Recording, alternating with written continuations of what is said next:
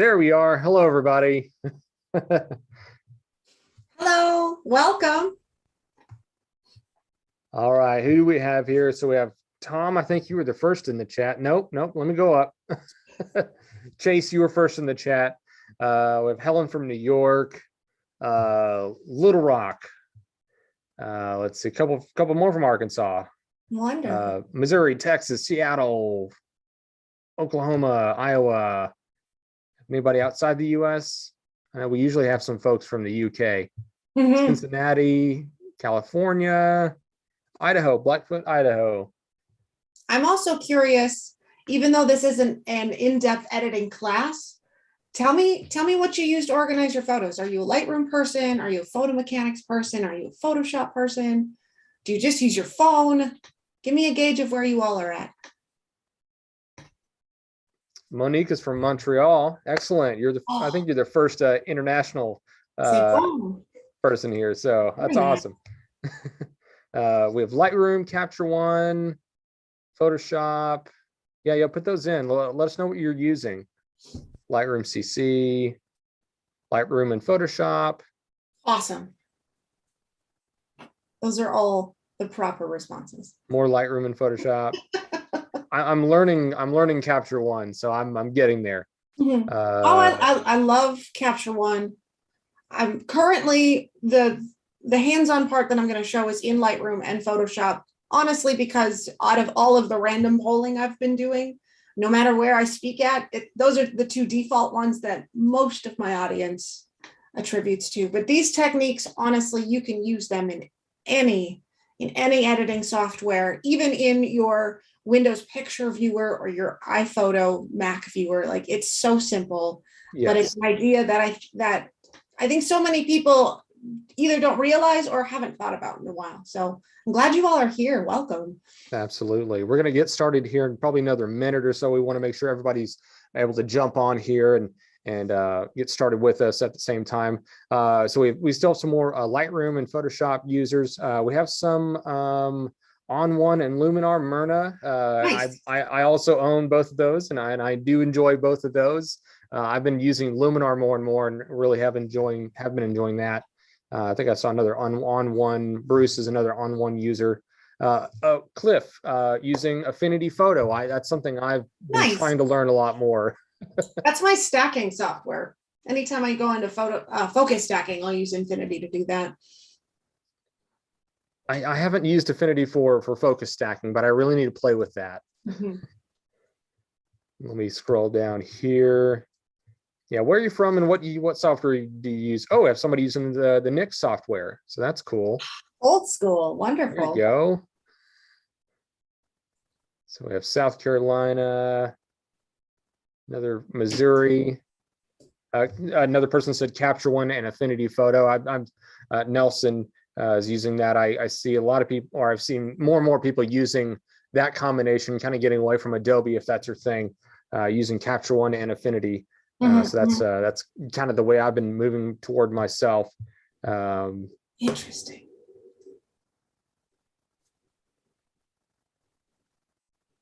So yeah, that's awesome. Hey, we have somebody from Thailand. All right, I think you win as far as being the furthest away from where we are here. So we are in Northwest Arkansas is this studio area. Jillian, where in the country are you sharing? I'm sharing from Minneapolis, Minnesota. There you go. So I take it it's not too cold just yet. Oh, it's gorgeous. It's about 28 degrees. Had a nice brisk walk this morning. No snow yet, but we're hoping in a week or so it'll start to fall. So you're not snowed in. Okay, that's good. Thanksgiving plans will be uneventful. Just a normal dry drive. That's okay. That's okay. At least have one holiday to where you can, drive pretty easily. Enjoy the leaves that are still there. Maybe, I don't know.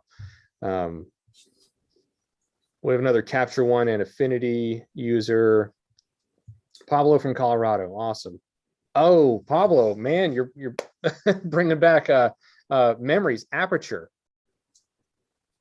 I remember that. Did you use Aperture, Jillian? Very much so. And then they stopped supporting it, so I had to stop using it, and that's unfortunate. Yeah, yeah, I understand that. All right, well, I'm going to introduce our guest here, and then we'll jump in this, get started. So my name is Tyler with Bedford Camera and Video. All of you, we're so glad to have you here. Hang on, let me scroll down, see how many we have watching so far. We have 127 watching and more jumping on, which is incredible. Tyler, I'm Tyler with Bedford Camera and Video. We're so glad to have you. We have Jillian with Tamron. She's going to talk about monochromatic, black and white photography. This is an exciting topic to discover. I think this is something that unfortunately I got into too late, and I think you get caught up in playing with color so much that it's easy to forget that there was a black and white world before color was even, especially in film, before it was even a possibility. So and also being that Jillian is with Tamron, especially this time of year, there are a lot of different lenses that are on sale. You can see on the slide there, there are a lot of instant savings going on with particular lenses, especially for the mirrorless lenses, like for those of you shooting Sony. I'm not sure how many of you are shooting Sony, but Tamron has just done a phenomenal job with their small primes and even some of their f2.8 zooms, like their compact 2.8 zooms, which are, in my experience, sharp from end to end, and I can attest to that. They are gorgeous lenses.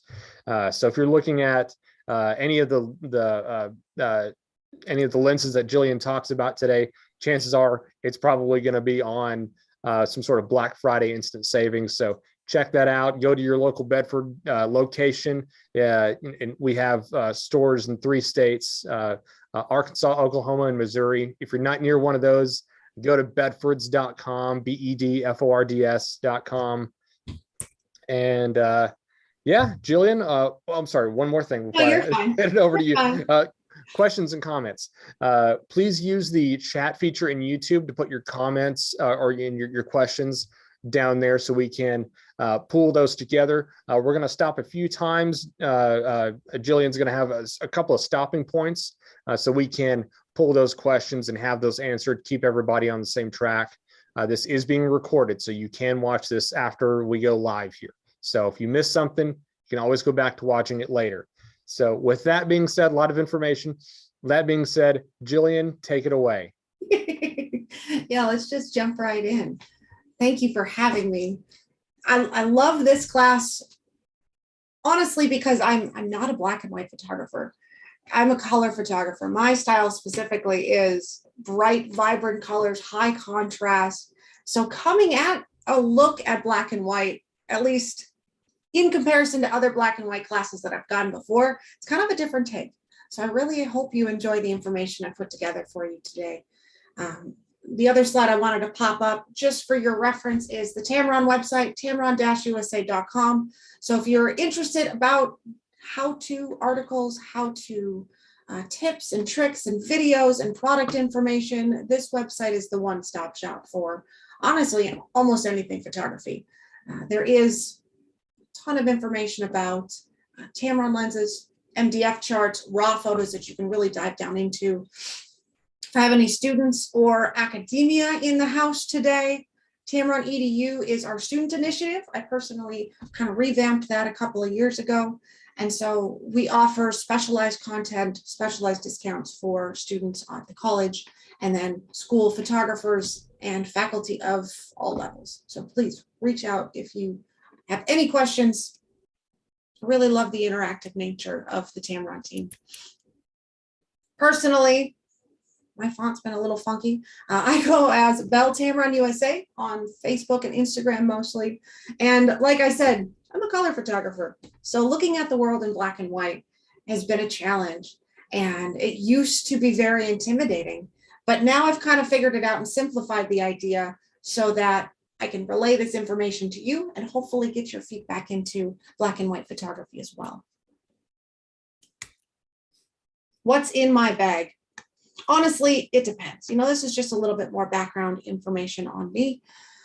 The type of photography that I gravitate towards is generally architecture and macro photography. I love details. I love product work, pretty much anything that doesn't talk back. But I can relate to all different types. I teach portrait classes and I teach, styling, things like that, photo walks. My role is a national technical representative. And what that means is there's a regional sales rep, Charles Garcia, who works with Bedford specifically to make sure that they are trained, they are well versed in our product, and they are well stocked in store. So they will be able to support you with whatever you might need. I come in and I get to be a photo educator. So I get to supplement his territory with a little bit more content, a little bit more interesting things for you all to enjoy. And my style is very versatile. It really depends on what I'm doing. I like to pack light. So Tamron is a great brand to travel with a versatile lens, an all-in-one, 18-400 for my crop sensor DSLR, 28-200 for my mirrorless, 35-150 for my full frame. You're going to ask, which camera do I use? I have several. I'm very blessed. I have several, and I'm well versed at all brands. So whether it's Canon or Sony or Nikon, I've even picked up a Pentax and Olympus from time to time. The best camera I have is the one that I happen to have in my hands. Other things that I tend to carry with me, polarizer filters and graduated neutral density filters. These are just things to sort of help me out. If I am doing a landscape, it's probably going to be in the middle of the day. So that neutral density filter will help me slow down my shutter speeds on those bright sunny afternoons. Polarizer filters are your kind of go-to outdoor filter for anti-glare, anti-flare. With foliage and fauna, it just helps those colors be very vibrant. Because I'm a close-up photographer, LED lights, mini reflectors, diffusers, these are always in my case. And then a tripod, if at all it's warranted, if my shutter speeds get slow enough where I cannot handhold it. I prefer image stabilization. I prefer handheld photography. Again, it's kind of the free form work that I tend to do. This is not a lens heavy class. It's more of a concept class, but I want to make sure you all are aware. And if you're not familiar with Tamron Land and the technology that we use, you will see which lens I used here at the bottom of the slides with the photos on it, just for your reference. And it's also important to note which camera system you have. So anytime you're dealing with a sales representative, we're going to ask, what do you shoot? And I am asking what's your subject matter, but I'm also asking which camera body do you use, because that will help us recommend the right lens for your system. We work well with many different systems. And if we don't have a lens that's specifically for your mount, it's highly adaptable, it's highly compatible, and never have any issues. I've been with them now for 10 years and I'm fully converted. That's the only lens I use is this Tamron glass. Here are the three major topics we're going to dive into today. First of all, thinking about black and white, it's all about tonal range and contrast. So we're going to get to know our histogram so that we're confident with it and we can accurately see these tones within our scenes. I'm going to talk about the benefits of black and white, because in all honesty, any image can be a black and white image, but there are certain ones, at least in my opinion, that bode better in black and white. So we'll talk about which ones to look for in your wild photography adventures. And then lastly, we're going to talk about that color theory and the color within the black and white, because this is really where the contrast, the depth and the dimension of a good black and white comes in. Great black and white photographies have depth, they have dimension, they have a 3D quality to them. And with just a little bit of editing, we can pull out that contrast and just elevate those black and white images into something that's truly beautiful. It's really important to look at your scenes as tones, not color. So you got to ask yourself, how do these work together? This is what a histogram looks like. So starting at the foundation, sort of building up from there, be familiar with your histogram in your camera and know how to find it, know how to read it. What this is, it's a digital representation or a graphical representation of the tones from black to white in your scene. When we look at our histogram, the black tones are going to be all the way over to the left. The whitest tones are going to be all the way over to the right. And the idea is that you want a well-filled histogram. You want a black point and a white point so that we can create that contrast. High key versus low key. So it's a common misconception that a well-exposed photograph is something that has a plateau on it, or like it's a well filled out histogram from left to right, and it's just kind of an even peak all the way across. I was taught this back in my school days, and it's not 100% true. If you look at this image on the upper right-hand side, this is kind of what that means. And that means we have a ton of gray tones. We don't have a ton of contrast. And this photograph on the upper right just isn't dimensional. It doesn't have that depth and breadth that we want. So again, it's a graphical representation of the tones in your scene. High key imagery, the one on the left. Look at the histogram. We've got mostly white tones. I'm going to overexpose these images slightly because cameras are going to want to take these white values and make them gray. So we're going to push those white tones back to the right-hand side of the histogram where they're supposed to be. We still have a black tone in there, and we'll talk about that a little bit later on. But again, this is high key, not a flat plateau. We want those tones to accurately be represented in our histogram. Conversely, with a low key image, here it's all about the shadows. It's all about the dark blacks and the deep navy blues and like all those really dark tones. Histogram looks completely different. We still have a white tone all the way over to the right, filling out my histogram with values, but most of it is going to be in those shadow tones. And so again, being confident with your histogram is always step one. When we talk about tones, we talk about black and white imagery. There is a difference between tonal range and dynamic range. This is the other main idea I want to get across today. Tonal range, this is the range of shades of gray between the extremes, black and white, which can be distinguished within a photograph. Now, dynamic range in photography describes the ratio between the maximum and minimum measurable light intensities. What does that mean? So tonal range is how many tones we have. So how many versions of that gray do we have, or that blue, or that red? Again, color is still important. Dynamic range is how far apart are they? Do we have a blush pink and a burgundy red? That's a very large dynamic range. Do we have a baby blue and a deep, deep navy blue? How far apart is my lightest tone and my darkest tone? What is the dynamic range in those tones? Let's look at this in an everyday situation. So in this photograph, great black and white imagery. Again, it's about dimension, it's about contrast. So we want high tonal range and we want high dynamic range. Now I've got the histogram up here in the upper right-hand corner for these images, especially if you're on a mobile device and you can't see it. Drag my little pip out of that upper right-hand corner so you can actually see what this is doing.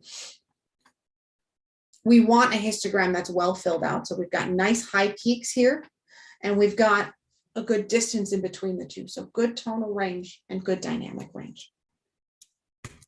In this next example, we've got high tonal range, but we have a low dynamic range. So this could be a good black and white, but it's not as strong of a black and white image. We have a ton of tones. You can see this high peak in the histogram now on the lower left-hand side. But it doesn't fully fill out my histogram like the previous image did. So high tonal range, lots of values, but those values are close together. In this next example, we have low tonal range, but high dynamic range. So this one, again, brings back that contrast that we want. But looking at the histogram, we don't have a lot of different tones, not a lot of variable values, but the values that we do have are very far apart.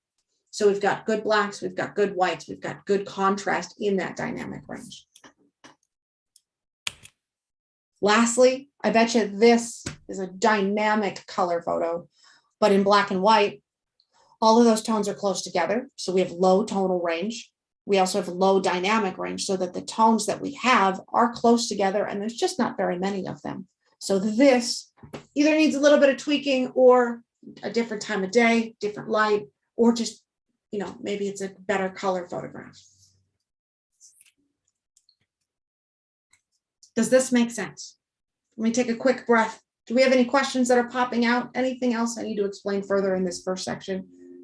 Because this is really the foundation. This is what we need to make sure we're confident with.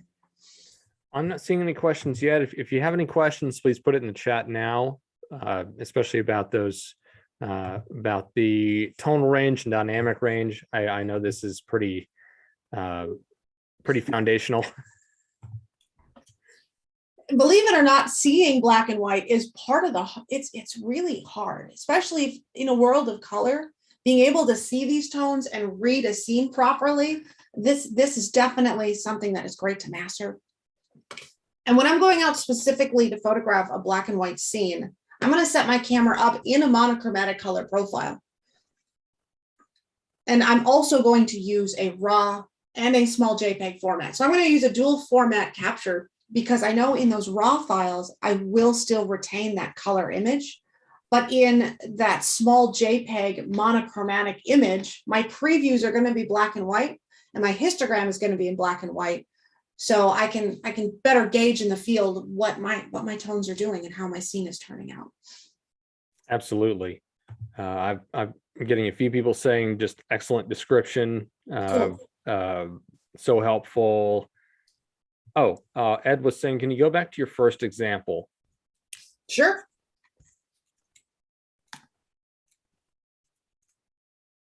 This one.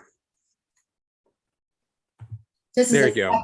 Black and white, just great depth, three-dimensional quality to a good contrast. And good composition. I mean, that's another part of, you know, trying to, how is it weighted, you know? That's a different class completely. All right, if y'all want to be here for 8 more hours, then Jillian's going to pull up that class. No, I'm just playing. No, I had Pablo asking, Pablo said, I can shoot monochromatic in my D750. Should I shoot monochromatic or shoot in color and then edit in software? I think you may have answered that a little bit, but yeah, tell us again. We're definitely going to shoot in color, and then we're going to convert it to black and white later on, because we want that color to be in, we want that baked into our file so that we can zhuzh it a little bit. That could be a technical term. We want to play with those color tones. That's the fun part at the end. So please stick around for the full hour and I'll show you how to do that and really amp up your black and whites.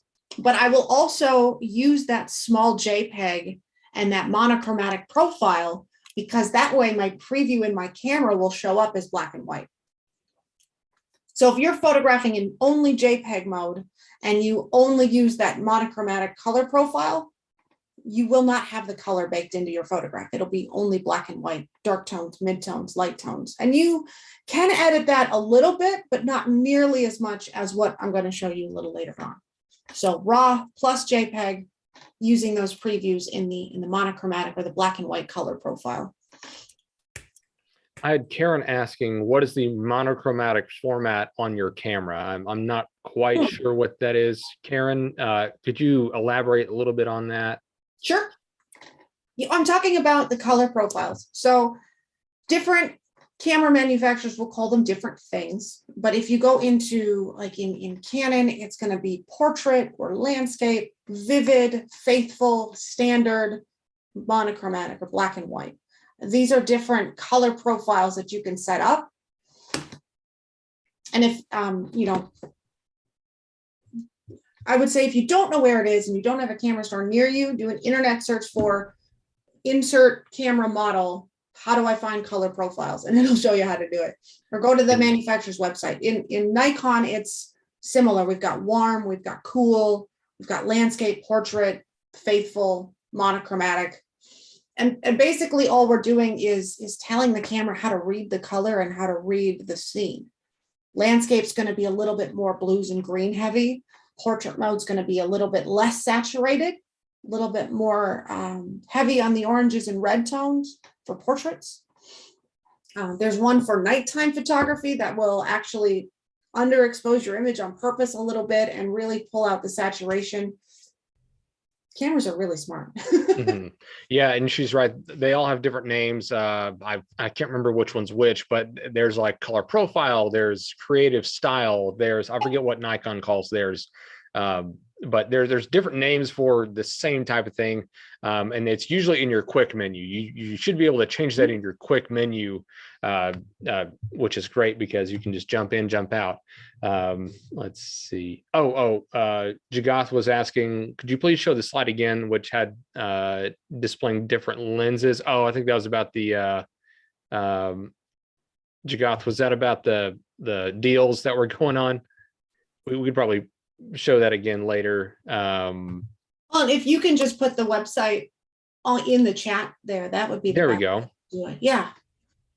That way you can explore both Tamron-USA.com and then bedfordscamera.com. Yep. Bedfords.com. Let me put that. I'm going to type that in the chat real quick. Okay. So let me bump into the next section, and these ideas all tie into the application, the live demo at the end. So we can revisit that if we need later on. Absolutely. Just to be mindful of time. The next section here is just the benefits of black and white.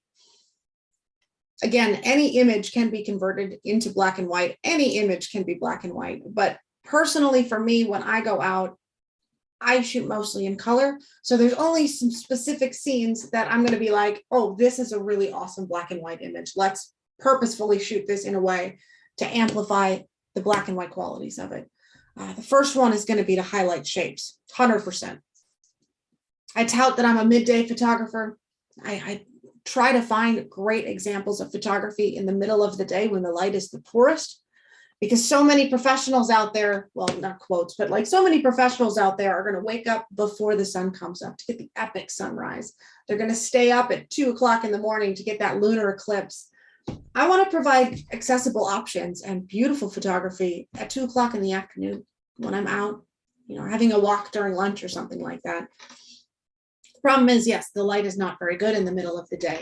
Here we want to highlight shapes. This is a beautiful Culliford Bridge down in the Smoky Mountains, somewhere in Tennessee. I don't remember specifically where, but we've got a red barn. We've got a green gate post. We've got all the fall colors behind it. Color didn't do anything here, didn't add anything to the scene. When I got back and looked at these photographs, and even when I was walking around, it was all about the hard shadows. It was all about these shapes, and highlighting shapes is a beautiful black and white benefit.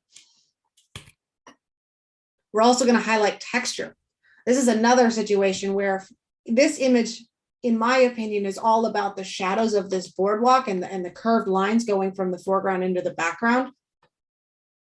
The problem was, it was a very distracting color scene. In the background, we had a school class with red shirts, bright blue telephone box, green grass, all of these things that are taking the viewer's eye away from the shadows, away from the texture.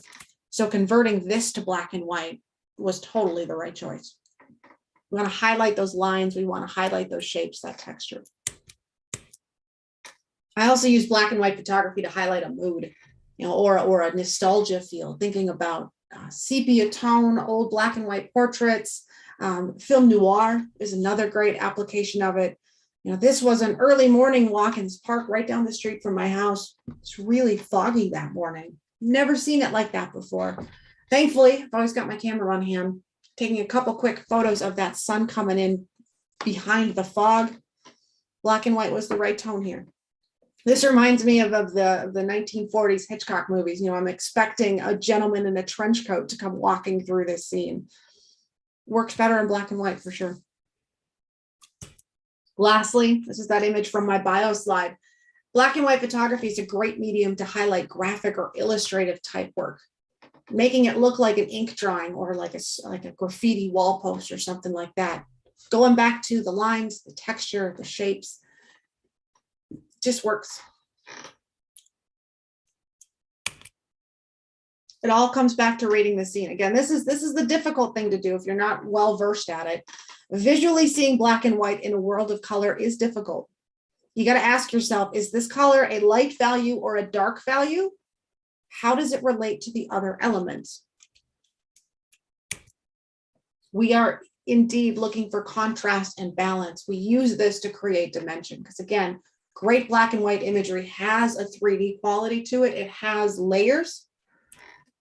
And what I tend to do is I look at the layers, the light tones and the dark tones, and I try to balance them, or I try to layer them. So I have a dark tone, I put a light tone next to it. If I have a light tone, I put a dark tone next to it. That's going to help create that contrast. Looking at the color within this black and white. So this is technically a monochromatic image. It's all blues. I've got light blues and dark blues and a great cloudy sky. So in black and white, this works really well. This is up in Winnipeg. We can also find contrast in contrasting colors or in opposite colors. Looking up color theory is a great thing to do if you've got a lot of time and you want to find out some interesting things. Color theory goes back to that idea of the color wheel. So if we have two colors that are opposite on the color wheel, they're going to naturally have contrast, and you can look for them naturally out in the wild. In this case, blues and yellows. So if you mix a warm tone and a cool tone, you're going to naturally have contrast in your scene and in your black and white image. See that? Works really well. I like to joke this time of year. So red and green are opposite on the color profile, which is why there's so much drama and contrast during the holiday season. Those are my jokes. Appreciate anybody who thought that was funny. But this is that color wheel. So again, looking up color theory, looking up the color wheel, getting familiar with it so you can see contrast out in the wild. But knowing as well, in black and white, it's all about the tones. Is it a light blue? Is it a dark blue? Is it a canary yellow or a mustard yellow? Where does it fall on that spectrum? How can we read that in tones? This is the zone system. That's another keyword you can look up. This is a standard in photography. Anybody who took a darkroom class way back in the day or still has a darkroom, this is how we see tones. So 0 is true black, 10 is true white, 5 middle gray. We want that tonal range and we want that dynamic range. So we want a true black and we want a true white so we can get that contrast. Zone chart. Photography zone chart. Some images are just better in black and white. This is a scene driving around Nebraska, looking at the black Angus cattle. Again, bright blue, puffy blue clouds, great sky, nice rolling hills.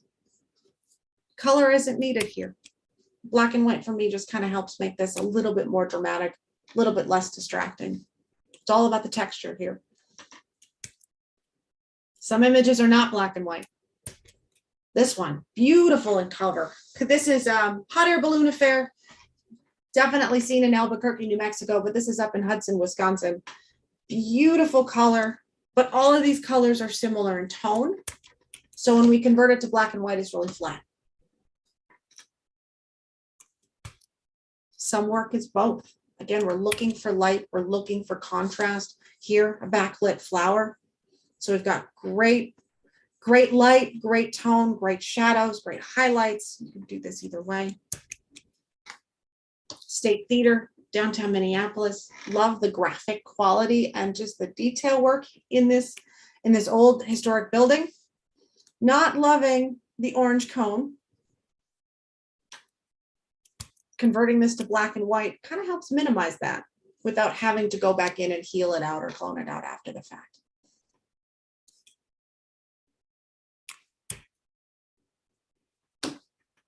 So although converted, color does stay connected. So going back to that idea of you want to use that raw format in your camera so that you can retain that color information and you can edit it in such a way to put that drama, to put that contrast back into your scene. This is that other main idea. So if we can get histograms, we can get tone and dynamic range. Now we're going to look at color. So take a look at this game board. Purposefully using this as an example because we've got all the colors in it. We've got blue on the bottom, reds and oranges up on top on the upper right. We've got greens here as well. Now, when I'm converting this to black and white, I'm not just going to desaturate the image. I know there's multiple different editing softwares out there that you all are using, but this idea is the exact same no matter what software that you're using. We're not going to desaturate our image. We're going to convert it to black and white. This is neutral, no filter. And what we can do, because the color again is baked in, look what happens when I apply different filters to this image. First one I believe is a blue filter. So down here, look what happens in this area in the lower left-hand side. If I put a blue filter on, that blue turns white. Isn't that funny? No filter, blue filter. Yellows and oranges, opposite colors on that wheel, get a little bit darker.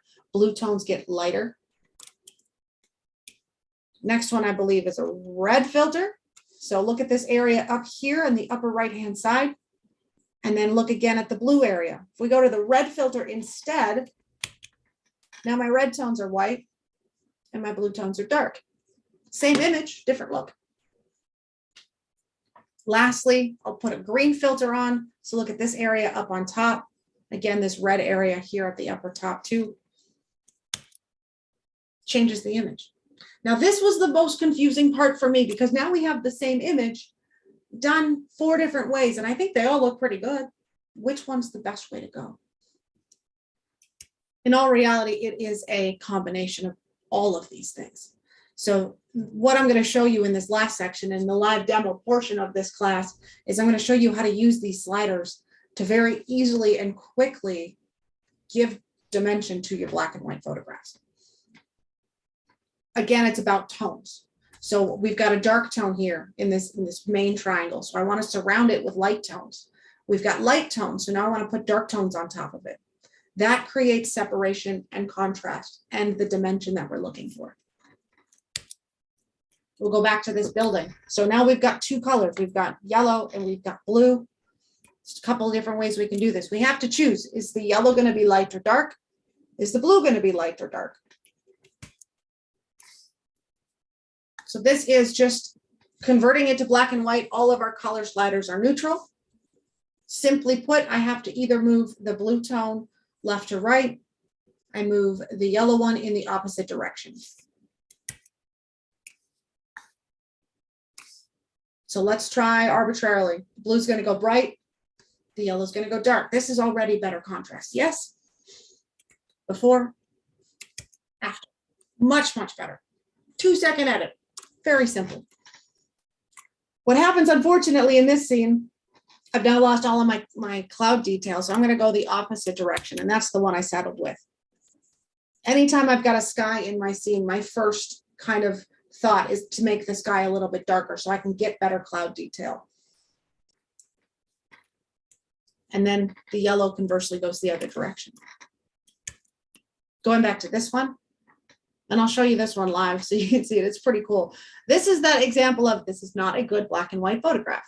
But look what happens when I play with those sliders. It's got dimension. It's got depth. It's got contrast. It's 100% better than what it was when we started with, yes? Because we have color baked in, we can make each of those colors brighter or darker depending on where they sit in the photograph and how those layers fall together. And that gives us really what we're after, that elevated black and white photograph.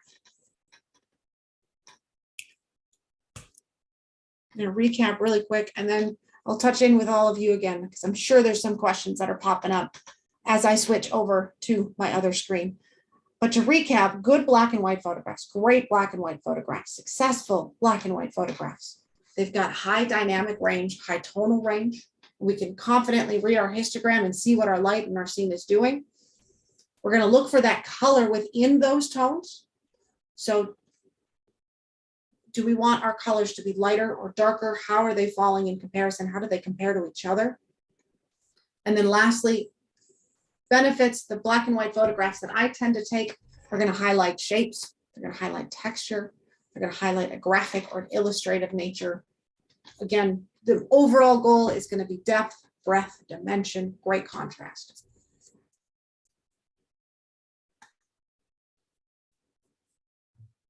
All right, let me switch on over. Sure. Do you want to take questions now, or do you want to wait a little bit longer? No, yeah, please. What's the I have a few. Let's see. Ed was saying, can't different colors be the same tone? Kind of you're showing with the, yeah. And then see, oh, do you tweak your camera in monochrome settings to make the JPEG sharper or more contrasty? Yes, you can. So the question is, do you tweak your JPEG, your monochromatic profile to sharpen or to create better contrast? You can definitely do that. It kind of comes down to what your photographic style is. Personally, I like to keep it as neutral as possible because any sharpening, any contrast I'm going to do is after the fact. So the only reason I would do that in camera is if I get a really, really dynamic one and I want to immediately share it to social media or email it to someone, then I would bake those properties into the scene. But by default, I keep all of that as neutral as possible so I can sharpen and I can kind of fix my photos, not fix them, but like enhance my photos in my computer after the fact. Yeah, you make that decision later. Yeah, you just want to kind of set a base with the JPEG from what I'm understanding. Let's see. All right. James has a good question about, he said, what is a good yet inexpensive, if there is such a thing, editing program? He has a Dell laptop and an HP desktop. I know we were mentioning earlier about some of the built-in apps. I know with I can only speak from an Apple computer, like the Photos app. There's actually quite a bit you can do with the black and white side in the Photos app. Jillian, do you have any experience with the PC side? What's maybe something built in or something they could use? I'm automatically going to like On One or Luminar, which are about $100 a piece. Yeah, it really depends on, I mean, this is a whole conversation based on what your needs are. Like, how much editing do you want to do? Do you just want to zhuzh them a little bit before you print them off? In Windows Picture Viewer, like the one that comes with your laptop, you actually have control over your histogram, and I'm sure they baked in some filters at this point. So if you want to convert it to black and white, you can do that. You can play with the contrast and the sharpening all within that free Windows Picture Viewer that comes with it. Other ones I really like would be things like Color Monkey or Snapseed. There's a whole bunch of like free options online that you can do. I'm trying to paint.net. It's an old school one, but it works really well. Yeah, just find out what works best for you. I know the interfaces are all a little bit different. So just find what is more comfortable for you. And also James, Joshua is saying that Affinity Photo would work really well also for your system. Sure. So I'm not seeing any other questions as of right now. If you have any more questions, we can always, I'm sure Jillian doesn't mind going back and answering some other questions later. Mm-hmm. I lead a very informal class for that exact reason, because each one's a little bit different, but having the structure sort of built in helps me stay on task. We don't want too many tangents. Exactly. All right. Yeah. So put those questions in the chat feature, and we'd be glad to answer those. And if we need to go back, it's not a problem. So Jillian, go ahead and continue on. I think we're going to go into the software portion. Is that correct? Yep. So this is the implication process. So we take these ideas that we just learned and we're going to put them into practice. And I want to show you just how easy it is to edit your photos. I'm going to start in Lightroom. But again, I can't stress this enough. Whatever software you're using, this idea can be translated into. This is not an in-depth Lightroom class. My editing skills are well versed, but most of my editing techniques are just super basic because I would rather be out with my camera. I'd rather be out doing other things than sitting here culling photos for hours and hours and hours. I selected a couple random ones.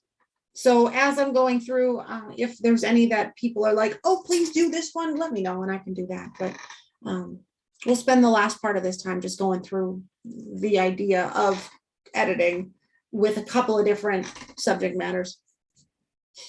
Let's start with, I haven't done this one in a while. Simple landscape.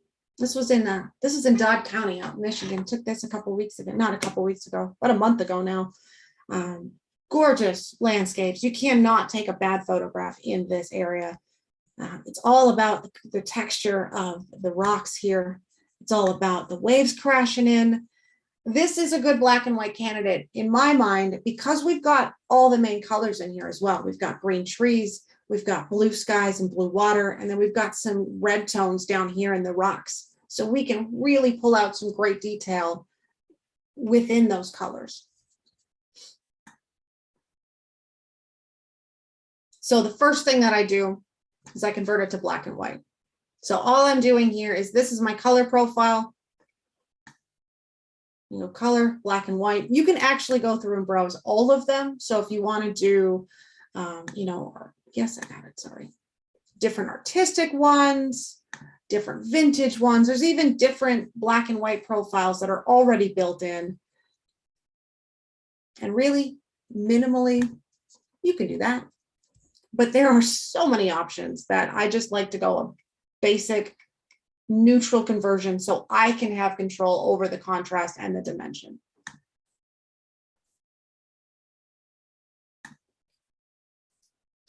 So we're just going to go monochromatic. And the first step, I'm going to create a different version just so I can show you the differences. Yes, I understand.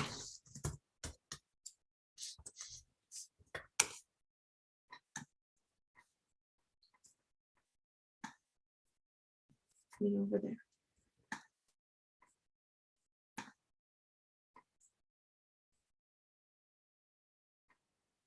There we go.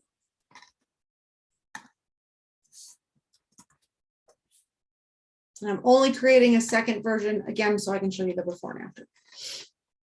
So first thing I do, I want to make sure my histogram is filled out. And in Lightroom and in Capture One, you know, the non really beefy editing softwares where I can't necessarily see my histogram here, I'm going to find my white point and I'm going to find my black point. Because again, to fill out the histogram, to give me that dynamic range, I need a white point and I need a black point. So let's find them. Simple editing sliders into your light. I'm going to go into my white. And then instead of just sliding this back and forth arbitrarily, there's actually a shortcut key so you can see when a white point shows up. In it's Apple, it's Alt, and then in or Option in Windows, it's Alt. So depending on what system you're on. So I'm gonna press and hold Alt or Option, and then I'm gonna click this white slider and I'm gonna move it to the right.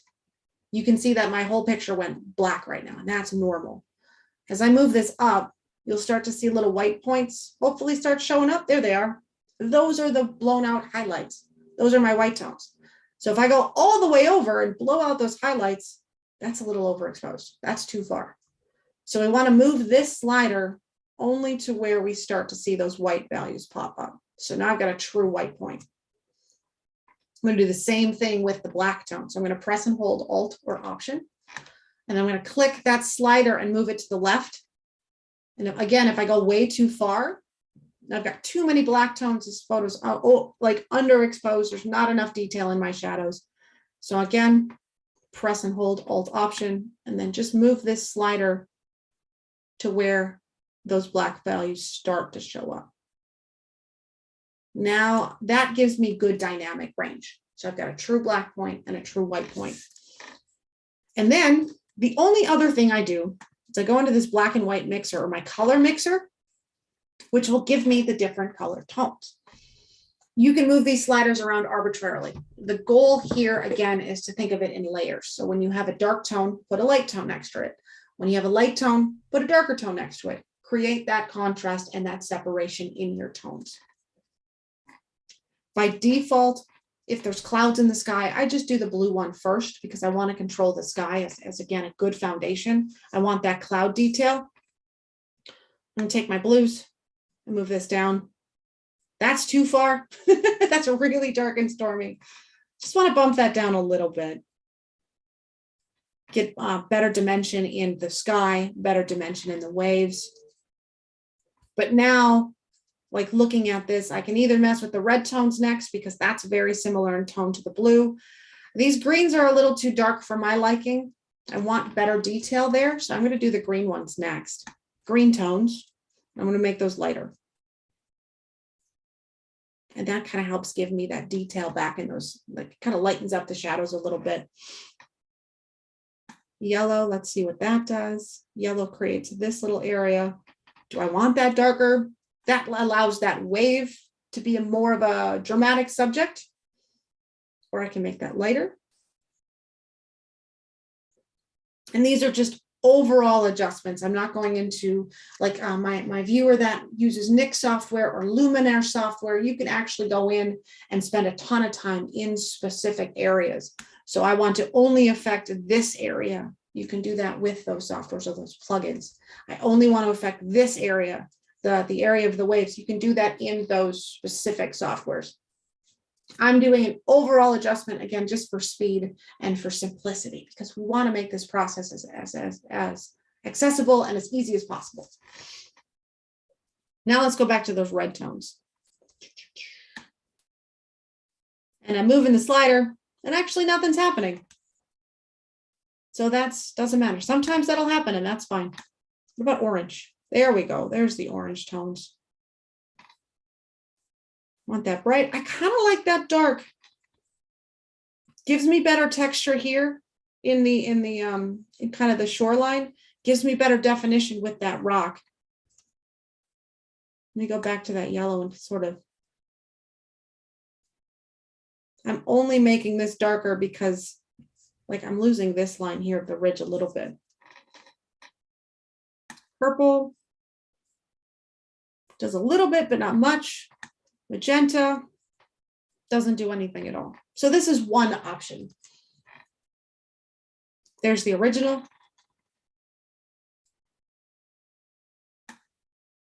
There's the edited version.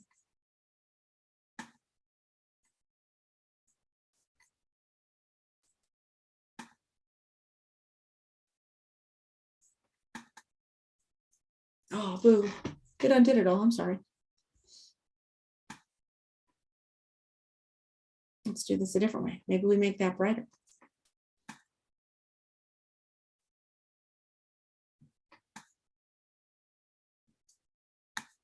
Just going to redo all that real quick for you.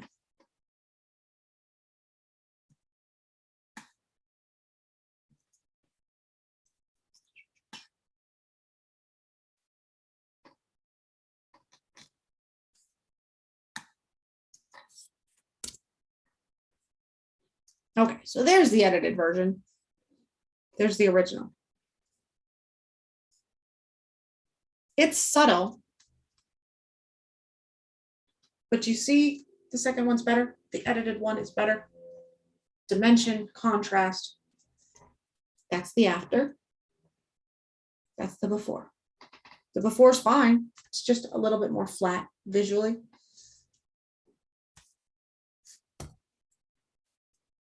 Okay, let's go on to another one. Here's a portrait. This is my neighbor's kid, Bella.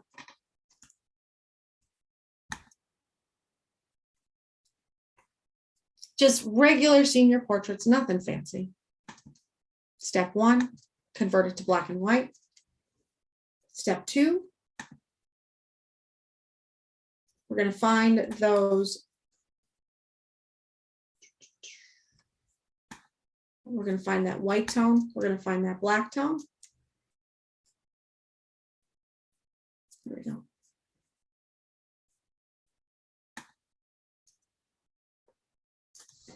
Again, Alt and Option. Move that over to the right to try to find my white tone. So my white tones are up here in the railroad tracks and those highlights of that metal. So now I've got a white tone. Black tone, same sort of thing. I'm going to bring this down. I've already got some black tones. That's good.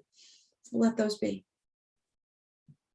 And again, while I'm doing this, if there's any questions or chatter that pops up, feel free to pop in. You're more than welcome to. And already, just by doing that, little thing, we've added contrast.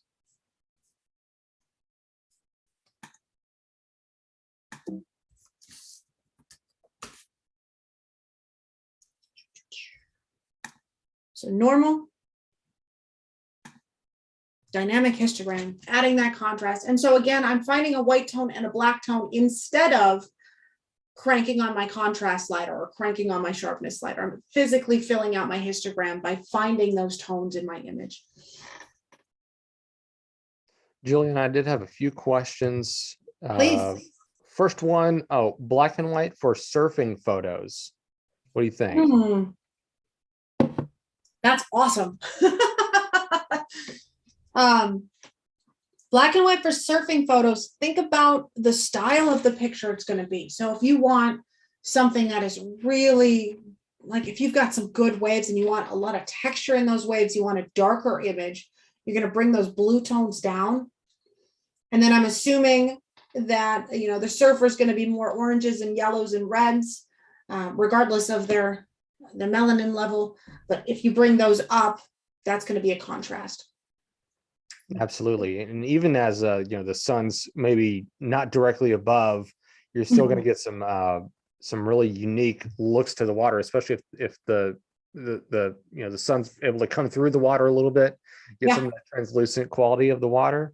You can also do it conversely, make all of your blues and greens bright, and then you pull down the other tones so that the surfer is more, not silhouetted, but like the surfer is more of the subject matter and the waves are less of the subject matter, if that makes sense. Definitely. You just kind of want to pick either the surfer's going to be light and the waves are going to be dark, or the waves are going to be light and airy and bright, and then the surfer's going to be dark.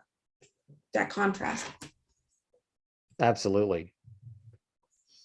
So yeah, Lance, I would certainly pursue that. That sounds like a lot of fun. Plus, there's the movement is going to be vastly different between image to image, so that'll be really neat.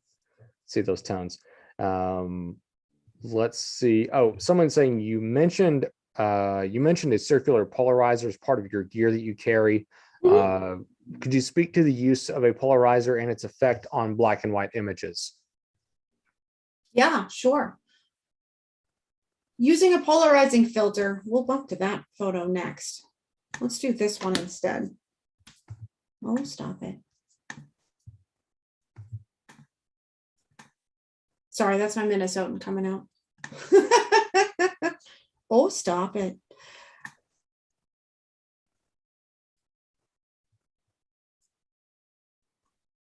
So polarizing filters out in the wild, it's going to do one of two things.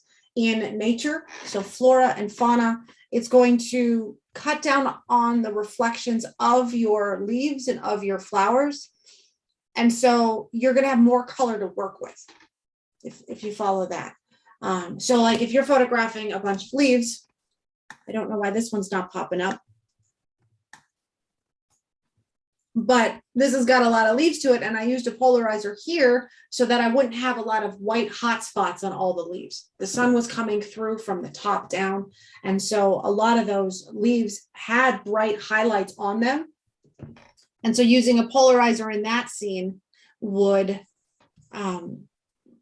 get rid of those highlights and just allow the green to come through. It's an anti-reflective property. And I have had one person talk about how you're viewing it there on YouTube. If we can move that, the speakers box over to see the histogram, I'm going to find that option. That's on your end, yeah. So I just want to let you know I am trying to fix it. Let me try this. For example, in this photograph, I did not use a polarizer because you can see the white sheen on the railroad tracks. That's the sunlight reflecting back. If I would have used a polarizer in this scene, those would have been dark. Those would not have been reflecting that light back. They would have been just regular metal. But I kind of like this white line. It's a good leading line, kind of bringing you back down to the scene. When I edit for portraiture, it's all about the skin tone first. So in this scene, working with the oranges and the yellows and the reds to get her exposure or your subject's exposure as correct as possible. And then we work with the background to complement our subject matter. You know, so do we want her tan? Do we want her nice and pasty? Because she's very Swedish. I'll pull that up a little bit. I actually like working with the yellow one. I can make her a brunette if I want. She's blonde, but isn't that funny how you can change it? Bring that up just a little bit. Even the little things in her, so like the lips are red, parts of her necklace here are red.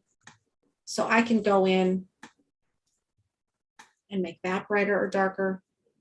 You know, we don't want a lot of redness in her face. There's green in there.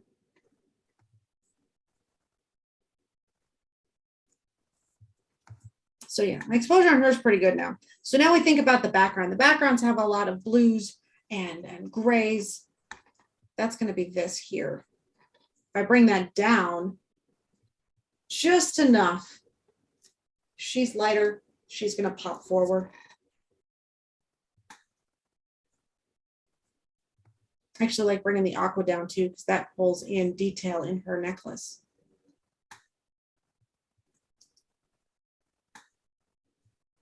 Magenta doesn't do too much.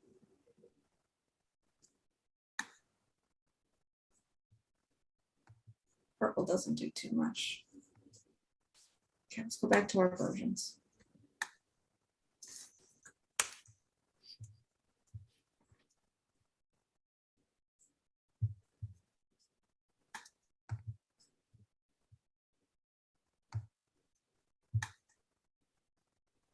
And I apologize, as far as moving the person speaking the box out of the way to see the histogram, I am still trying to figure that out. I apologize if we're not able to resolve that by the end of the presentation. Does it help if I shut my video off? Possibly. Let's try that. Turn mine off too. So this is the original. I think that may have done it. Perfect. Maybe. This is the original. You see my color mixer is all neutralized. This is using those edits. Again, it's subtle, but you can see very quickly how just in a couple of minutes we can take a photograph and just elevate it, oomph it a little bit so that it looks less flat. It has better contrast. So that's before, that's after. Before. You're going to notice it most right in here, like where her shoulder meets the tracks.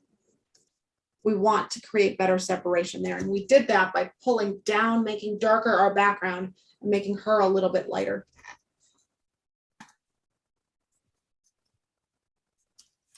Excellent. Jillian, that did resolve it by both of us taking our cool. Stopping our videos. So I thank everybody for being patient with us on that.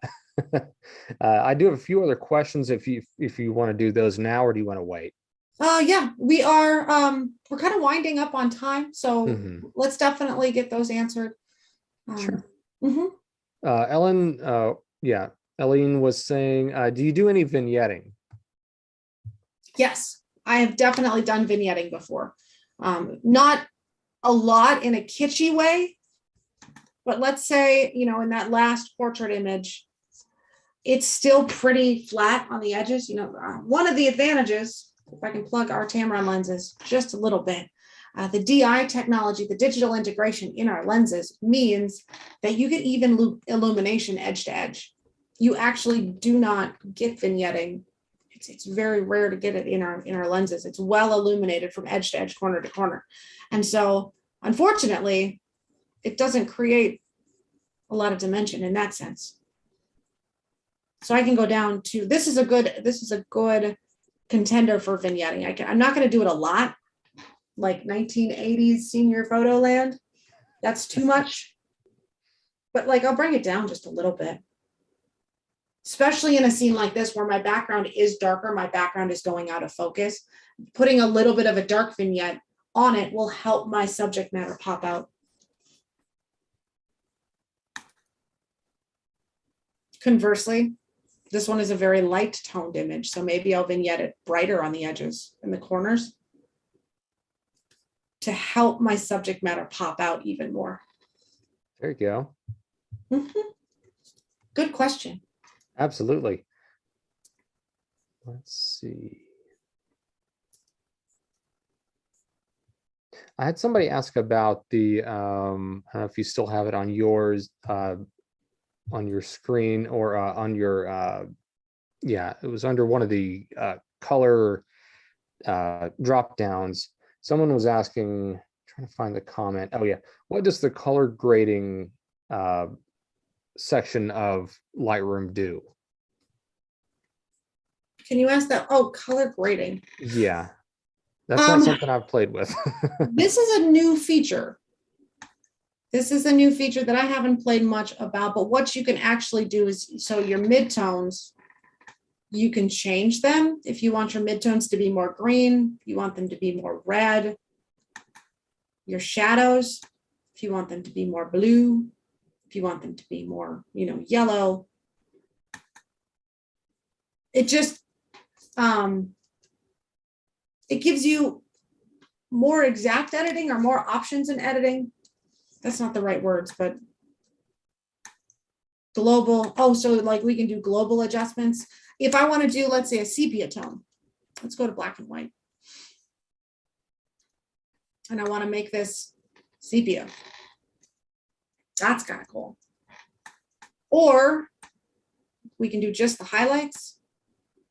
Want to be more yellow, but maybe my shadows, I want to make more blue, do more of a dual tone. Getting back into those color theories, getting into those alternative processes. I can then go in, so now I've got my color grading in, now I can go in and even make my blues darker or lighter. So I still have control over that. My reds, oranges. This is taking on a completely different feel. Do I want the front range to be darker light? That's kind of my foundation here. If I make this one brighter, then my middle one needs to be darker. I'll find it.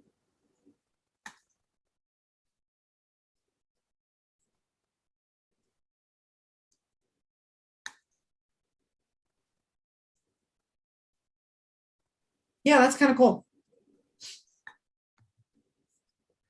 I also had somebody say, why not use local adjustments to adjust what the global sliders do in areas you don't want affected?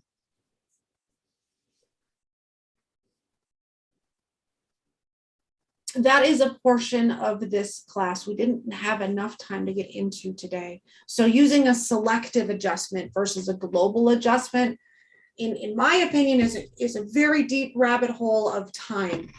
You can very quickly get into an area where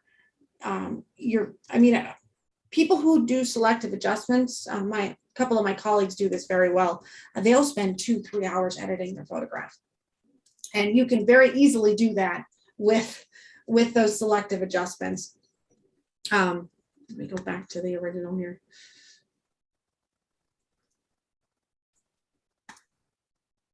Because instead of playing with the color tones, making your reds brighter or darker, your blues brighter or darker, it's like I'm producing, or I'm showing you just this simple, quick way to elevate your black and white photographs. In a different software, I don't even know if I have the plugins installed at the moment. I can go in and say, I just want this color area in this photograph or in this range to be affected. And then I just want this color area in this range to be affected.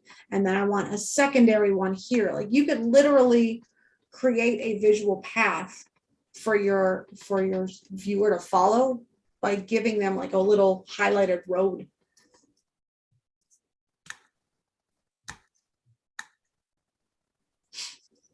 So yeah, and in that regard, it just kind of comes down to time. You can do it.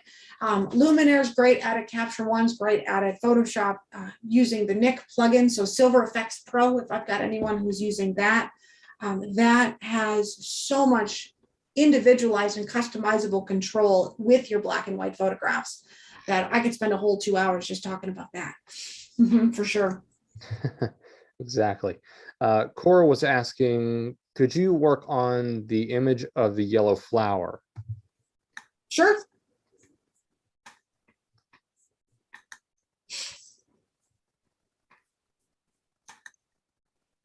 And I'll do this one a little bit differently. Let's edit this in Photoshop because I haven't done that yet. There you go. Change it up.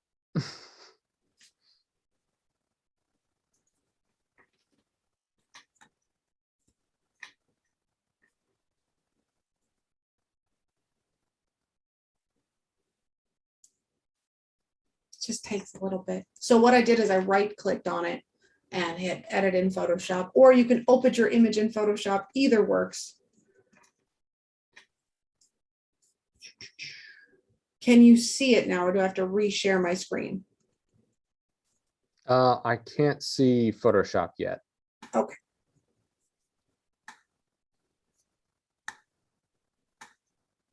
There we go. There we go. So here, layer, new adjustment layer, black and white. So that's me converting it to black and white. And then I've got my color sliders here, my black and white mixer, but I first have to make sure I have a black tone and a white tone. So I'm also going to go to layer, new adjustment layer, levels. This is my histogram. And this is a good example of that. You see on the right-hand side, this black slider here, there's a gap in between where the histogram ends and where that black little arrow is. So I want to move that to where my graph starts. That's my black point. Similarly, on my white side of the histogram, on the far right-hand side, I'm going to move this slider to where my white, that far right graph starts. Now I've filled out my histogram.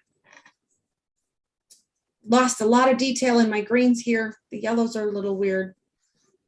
So now I go back to my slider and I move that up on top.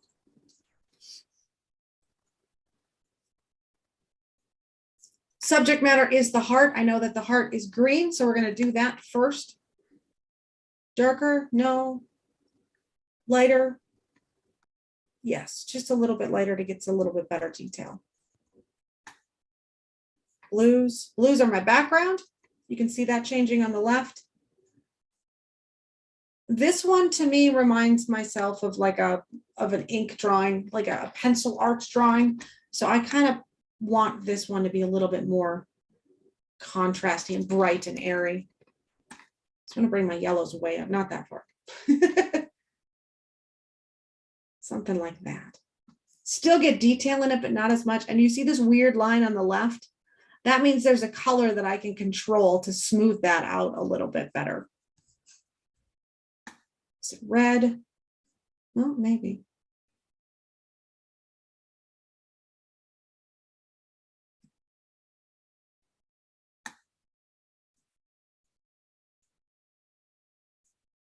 Magenta doesn't really do anything.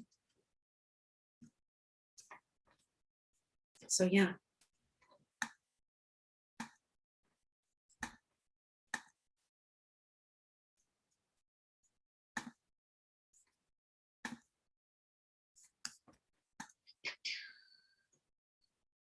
Let me create another one just so you can see the difference.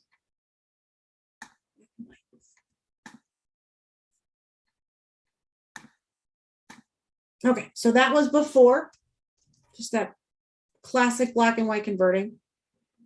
This is the histogram. So I'm filling out my black point, my white point, just adding better contrast. And then I'm playing with the sliders, lastly. So that's after. That's before. Just making it a little bit lighter, a little bit more airy.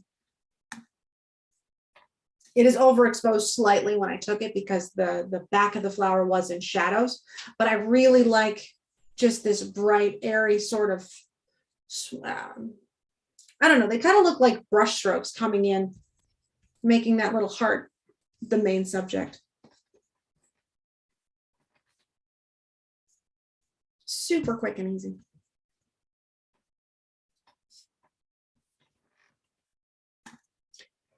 If I did have any filters in here, and unfortunately none of them are actually installed at the moment,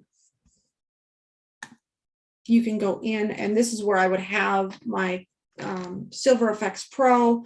This is where I would have my Luminar filters, my Capture One filters, and you can actually go in here and then edit it with that plugin through Photoshop and do a selective thing. So if I wanted this to be green, or if I wanted to bring back some of that yellow, you can do that with those plugins. That's for another day.